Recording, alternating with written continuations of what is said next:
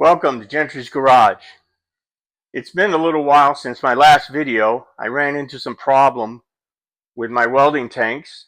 Went to get argon and C25 and to transfer over one oxygen tank to C25. And they had a problem with the one tank, and they forgot the argon, so I've got all C25. I'll have to get some argon in the future when I start working on the body, because I really want to use the TIG welder on welding the body parts. But the stuff that's normally spot welded, MIG is what I'm going to use. And we're at a good point before I start painting things and they'll start to blend together.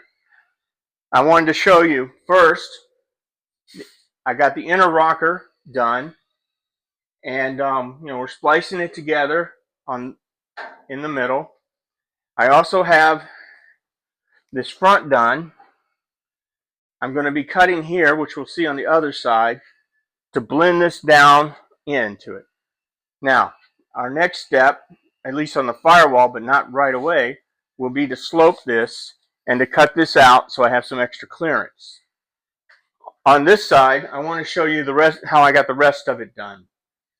Now, we got the two outer rockers here. We're going to be welding it together here. What is interesting is that there's two different brands of rockers here because I was waiting on sales.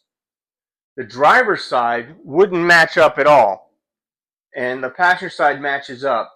I ended up having an extra one for the driver's side, so I have two of the same brand.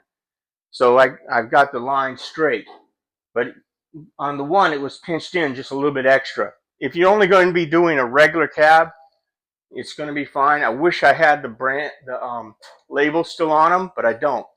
So the steps that we're going to take is we're going to weld the inner rocker. Then we're going to weld the outer rocker in the center, and then I'll take them off, and I'm going to be replacing the bottoms of 3 of the jam area.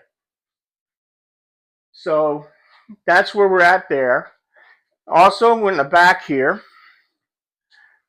since the backs were both backs cabs I had were rusty in the center, and I really did not want to buy a whole one, I went ahead and trimmed it to fit here. What is interesting is, if I hadn't trimmed it, I probably could have lowered the cab another 3/4 of an inch, but at this point, I don't think that's going to be a problem.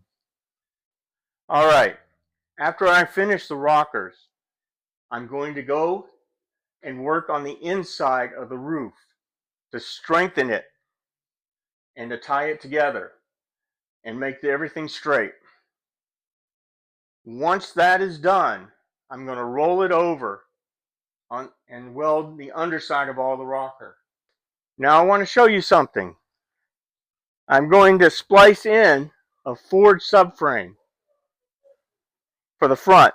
Couple of reasons. One, it's already set up, for the coil buckets and stuff, and it's got, indentation for the pumpkin already, and it's stronger than the Duramax. The Duramax has a lot of crumple zone in here. And there's a certain company that makes the plates, but it's interesting. Whenever the plates go on sale, the shipping goes up.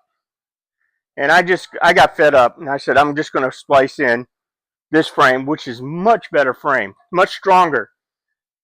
I also want to show you another thing that goes along with this frame. Check this out. Look at how wimpy a 1-ton GMC steering head is compared to the Ford. It's almost half size bigger. Much more beefy. And of course, like I said, we're going to be going for close to that 2-ton rating as we can. Because this is a work vehicle. And I'm using this.